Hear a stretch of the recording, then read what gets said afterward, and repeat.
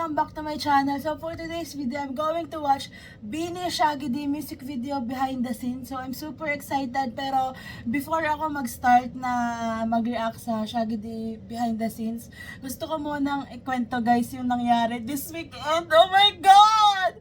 Like super success sa Beanie, lalo na kay Maloy, kay Colette, and kay Mika. So una muna dun sa Globe event. Sobrang saya guys kung napanood yung mga fan cam ko na in-upload dito sa YouTube. And dahil sa randomizer ng Globe, nanalo ang balcony section ng high-buy session with Beanie.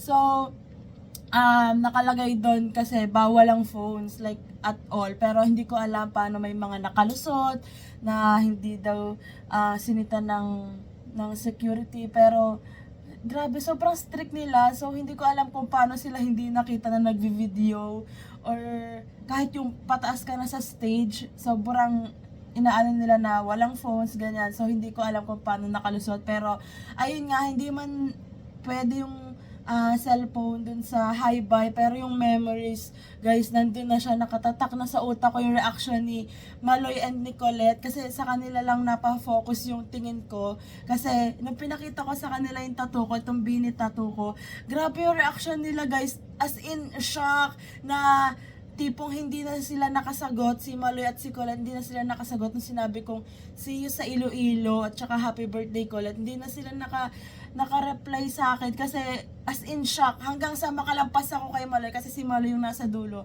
hanggang sa makalampas ako kay Maloy, shock pa din siya. Hindi ko alam kung bini-video yun ng Globe, sana may video sila, pero kasi parang yung isang staff doon na girl, may hawak siyang phone niya, tas nagvi-video siya, parang alam ko parang tinutok niya pa nga sa tattoo ko yung video niya. So sana ma-post yun kung sino mang makakita, or baka may mag-upload nung fan meet or yung high-buy na yon, kasi grabe, gusto kong mapanood ulit kasi grabe talaga yung reaction nila. And then the next event is This is Colette. Diretso na agad ako doon after ng Globe. Guys, grabe, sobrang ganda ni Colette. Kung agad ko napanood nyo din yung fan cam ko na in-upload dito, nasa pinakaharap kami ng stage. Tapos ayun nga, dumating si Colette, as in parang ilang minutes lang after ko dumating din sa event, kasi galing din siya sa Globe. After ilang minutes dumating na din siya. Guys, grabe, sobrang ganda, sobrang humble, sobrang genuine ng smile niya. Grabe siya magmahal, grabe niya i-appreciate talaga yung Blooms and Coca-Cola. So sobrang thank you sa official fan bases ni Colette talaga, kasi grabe, sobrang ganda nung event, and napafeel kay Colette yung pagmamahal na deserve niya. Like, hindi niya in-expect na madaming pupunta.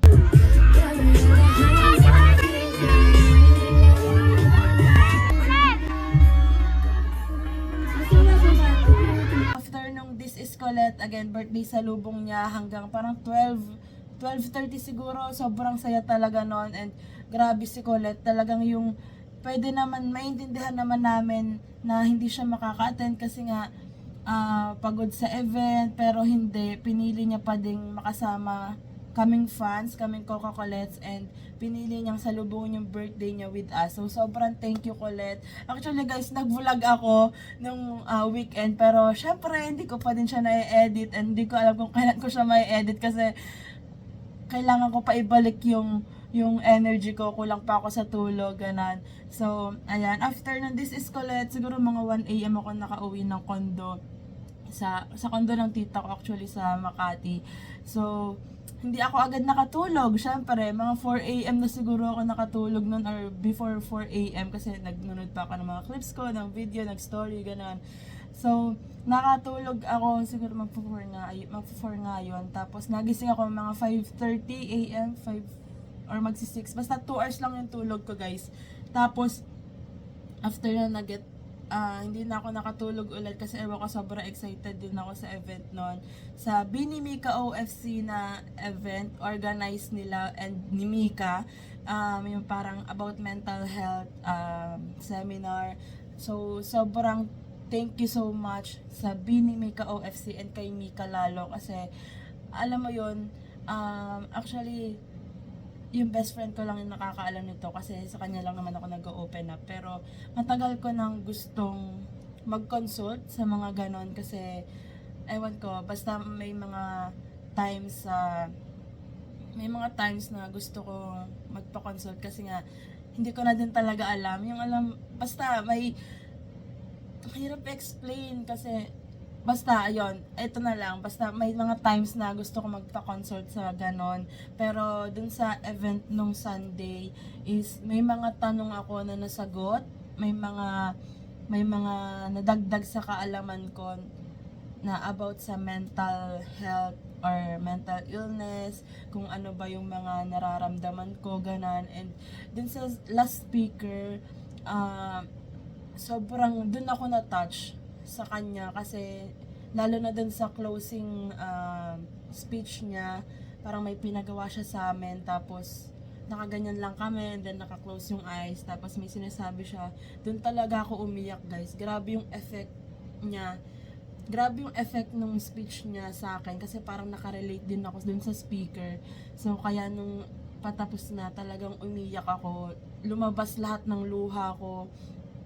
Wala lang, sobrang thank you sa Bini Mika OFC and kay Mika kasi ayun nga, after ng event na yon, mas lalo kong minahal si Mika kasi sobrang brave niya, sobrang tapang, and naging soft siya dun sa event na yon, and basta mas lalo ko siyang minahal.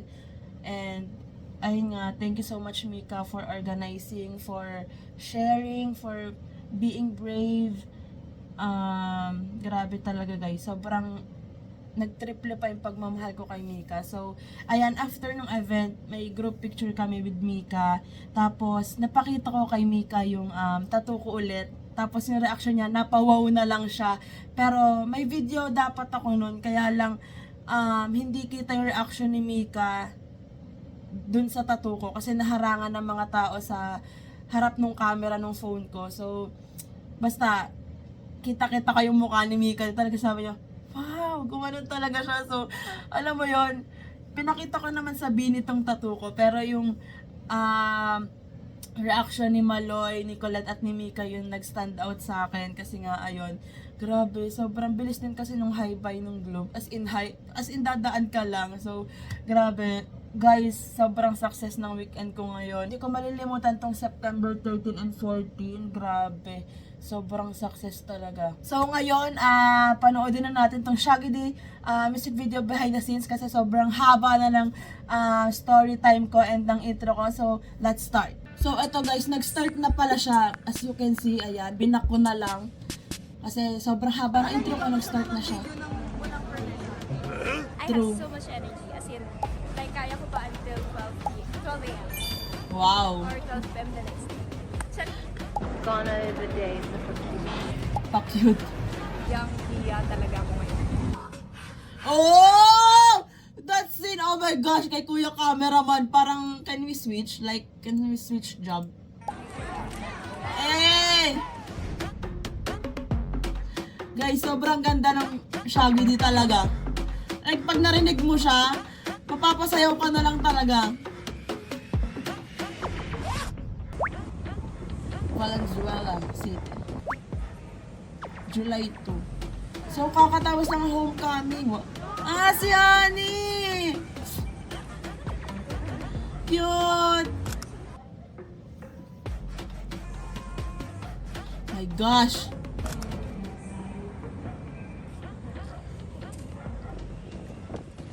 Grabe ang visual, goddess.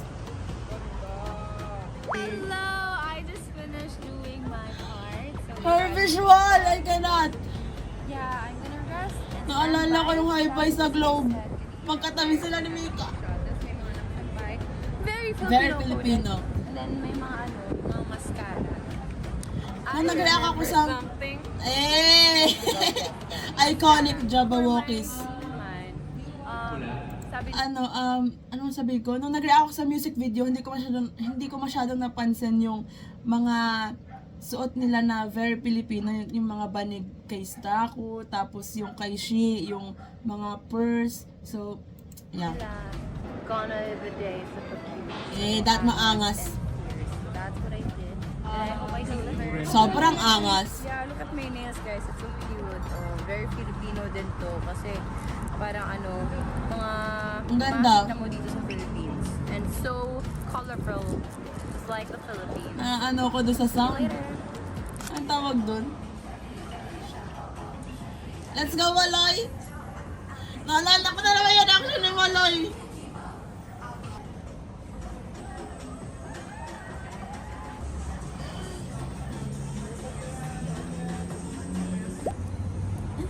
Ganda! Reminds me of our hardships in life because Like, ang dami nilang inakyat. we are going to the top. Let's go! My room, secret room. Yeah. Ba't may naiwanan? I don't like being perfect. I like being flawed, Messy. being flawed, and being imperfect. As you can see, nandito yung arts ko. And it's my dream na Yeah. magkaroon ng cover art for Beanie. I'm glad that it all went Well, there. Oh my God. let's go sa ako! The outfits talaga.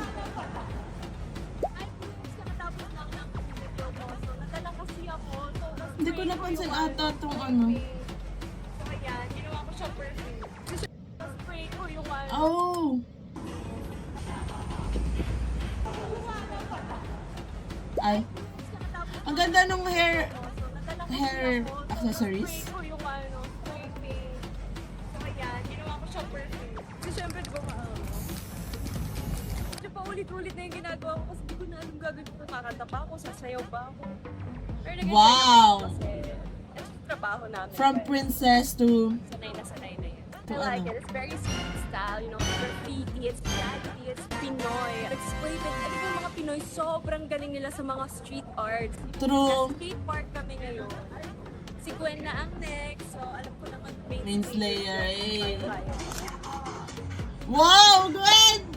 Oh my gosh. Hey. Is it my first time experiencing this? Yes. This visual, this look on Gwen, I cannot. Kami sa labas, may mga dumadaan, at ang daming tao guys. Hiyang-hiya talaga ako ngayon. Kasi may mga dancers. Wala akong mahawakan, wala akong mapunta. I love the setup, the place, location, and Sobrang different nung ano, nung location. skate, and makikita niyo sila sa music video. And the outfits, look at this.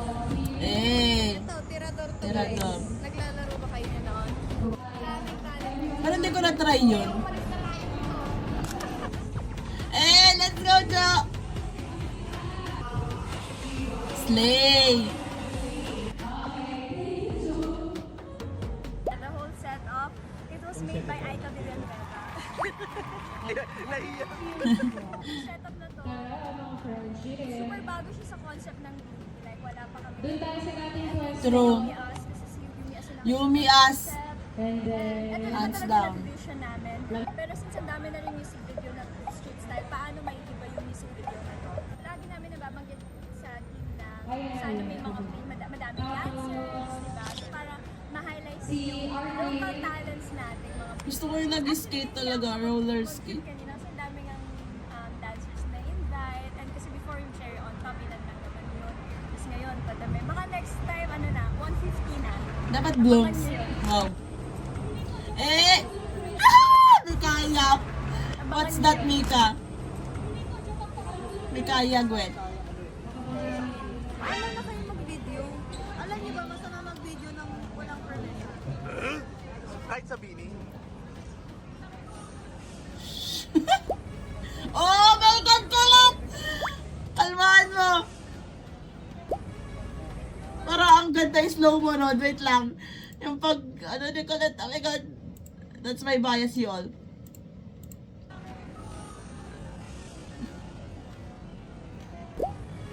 Oh my gosh, Jolette! Si Jo pa to? Si Jolette! Gwen, ang ganda! Coach! Eh, let's go, Coach! My honey chow, she is in here. She's part. She's not part, but She's here to support. To support. Ang cute! Nonchalant. Okay. So, Lead ni Aya ng energy. siya na mag-isa.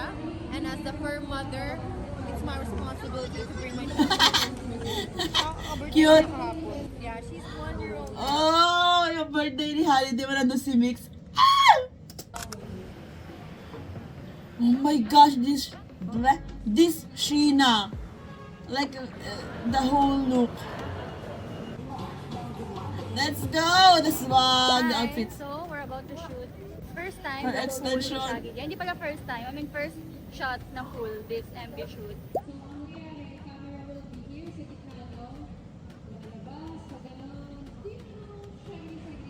Oh.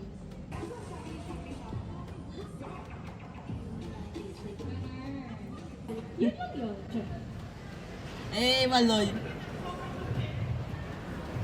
Yes, Benaya.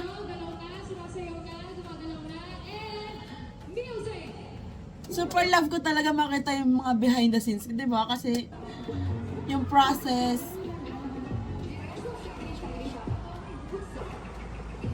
Oh my gosh. Ang swerte ng mga nakatigil. Ano ba to? Traffic o talaga tumigil lang sila? Wow.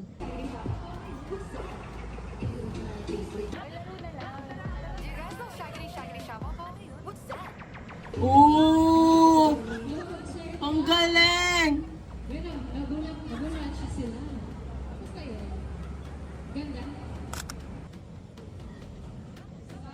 Wow! This Gwency.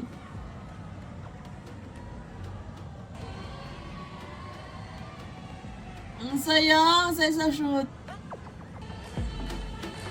Wow! Sista ko. Models. Tapos nagsama pa si Gwen at si Aya. Oh my gosh. Swerte naman ang mga nadoon. Let's go! Grabe talaga outfits. Isa pa. Parang hirap maglakad kasi pag ganun yung ano. Wow! Dalet!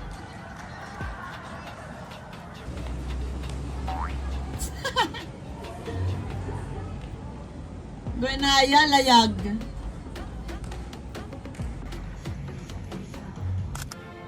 Story with...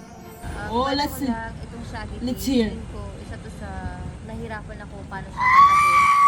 Ay, visual! Guys, mas maganda talaga siya na personal. I mean, sobrang ganda niya nasa camera. Pero, guys, sa personal talaga. Ah! Ay, visual! Sa recording kasi iba siyang Is she style even sa real? mga usual style namin video. Part ako na pabulong. Tapos kapag with Bloom, sobrang Doon nahiya ako talaga siya. pinaka-nahirapan. Hindi ko mag-gets kung paano yung eksaktong bulong sinabi na ni Greg. Ang na, ganda! Pwede naman na patungan na lang natin ng ibang bini para makapal yung boses. Tapos Oh. nung sabi ko, shucks, patungan ng bini. Wala na akong part. Saring lang. Nung nasabi yun, tapos nag-record ako, sabi ni Greg na, so, dapat pala sabihin ko na papalitan yung part mo para galingan mo. So, dun ko lang siya nagagawa. Oh. Okay. Hindi kami nahirapan i-memorize din. True. May Ang LSS easy lang. factor siya. Yeah. Ulit-ulit siya sa utak True, mo. true. Pag napakinggan mo siya, nagre-retain siya sa mind mo na siya din siya. Buong din siya. family ko ata sa ulo na yung Shaggy Ano siya D. kanta eh. I mean, yung kanta niya, yun talaga yung rhythm ng laro mismo. So, ayun na, mag-shoot na ako guys. Ang ganda. Wow! Slay! Wow! I need that picture. Oh my gosh, this part. The duality, let's see. Oh my God! May kahingahan mo ko, charot. Naalala ko yung Sunday. Oh my God. And then, mas madali actually pag yung location mo is madaming And this outfit na sinuot ni Aya ng World Tour. Is, Wala Okay, may kaya. props or anything. Eh dito at least may mga upuan, may mga pasandalan. And I don't know, I like this look. Right Very now, pogi. we're shooting sub-units and then last namin yung group. The There's like a Macnay. layout na rin pala. Macnay? Just a little fun fact, yung Shaggy D, wala naman siyang story talaga yung dance move itself, but the story is yung isa-Shaggy D mo siya. Shaggy D yung siyang gagawin. And it was choreographed by our dance coaches, Filipino dance Oh, coaches, the rehearsals. Coach Red and Coach Nachu, the trio. Si Gwen ba yung ano, yung t-shirt ni Mano? Grabe talaga yung swag. Shaggy kasi sa traditional Filipino game wherein the leader does the move and then yung nasa right niya will do the next one hanggang magkaka-create ng Shaggy D and yung person na malilito o mawawala sa rhythm loses. So yun yung point niya. Kaya kung papansin yung choreo namin, hindi sabay-sabay. Kasi Meron kaya tong dance practice or performance video like in from Bini PH na upload talaga. Anong shit to? Anong meron dito? Secret.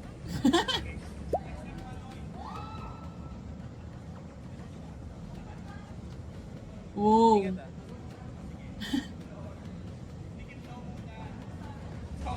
Nasa layout na tayo. Ito yung nakikita niyo layout 2. Sino ikot?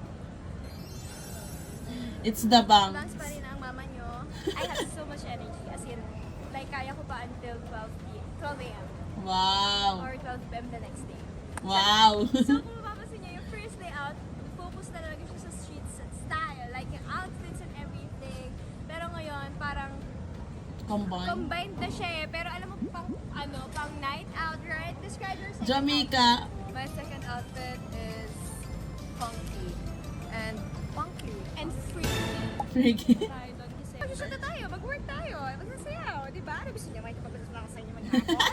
Okay, Jo. Okay. That's the group. Bye. Sorry, Jo. Nakakaabala kami. Slay. Queens. Colette! This look! Oh my God! Gondo! Wow. Punta na kami sa photo shoot but we still need to shoot something here. Happy na na-perform namin Shaggy D for the first time during the world tour. You know, it's always amazing na meron kaming surprise. Grabe yung makeup mo, yung visual. Na out of country. Mga kapamilya and even The necklace, hello? non-Filipino groups. With this song, sobrang na-feel ko na we're very connected with the groups. Yung challenge nito is parang makasabay sila sa amin. So parang na-unite kaming lahat. Ayun. Masaya siya guys. So gawin nyo na rin.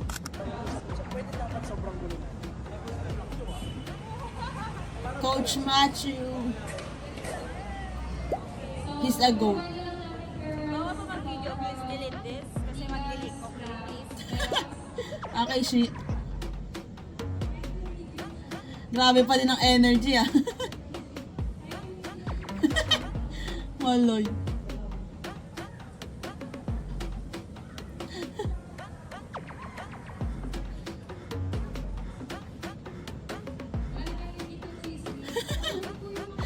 What? Basta ako.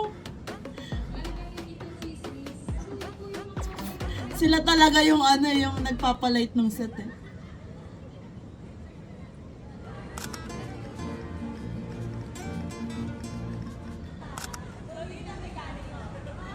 Oh.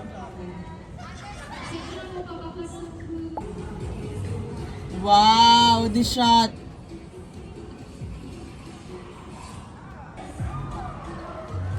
Hey, Lakitin. Grabe yung choreo talaga. Oh. Hey! Hey! Hey! Hey! Hey! Hey! Hey! Hey! Hey!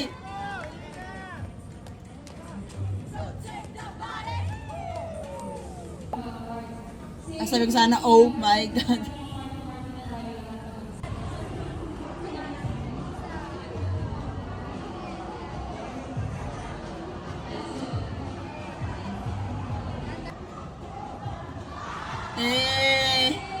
chocolate.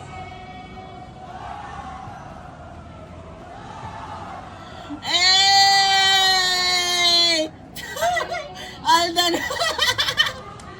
Oh my God! Alden Boss! Hey! That ending! Gusto ko i-rewind yun.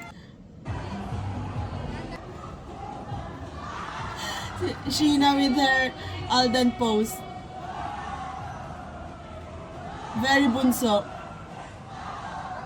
Eh. I need that clip. I need that clip.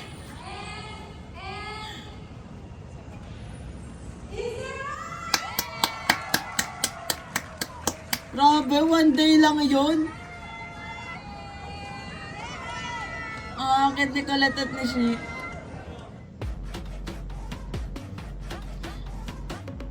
Guys, stream Shaggy. So ayan, sobrang saya talaga manood ng mga behind the scenes ng music video nila kasi 'di ba? Ayun nga, gusto kong nakikita yung process, yung mga kakulitan nila, yung the way sila nag-hype or nagpapalight ng set, yung mga OA line. So ayan, grabe, like sobrang ganda talaga ng music video ng Shaggy D. Swak na swak yung concept ng music video sa song. So wala, sobrang ganda lang talaga ng Shaggy D. Kaya super excited din ako kapag pina-perform nila to kasi yung swag, di ba? Tapos sana meron tong performance video like yung official na from Bini PH na YouTube channel or kaya dance practice, yung gusto ko din yung may yung may extended outro or dance break sa dulo. So wala, lang naman ako doon, nag-hope lang naman ako na sana meron. So yan lang. So that's it for today's video, guys. Thanks so much for watching. Please like and subscribe. Annyeong! Hey!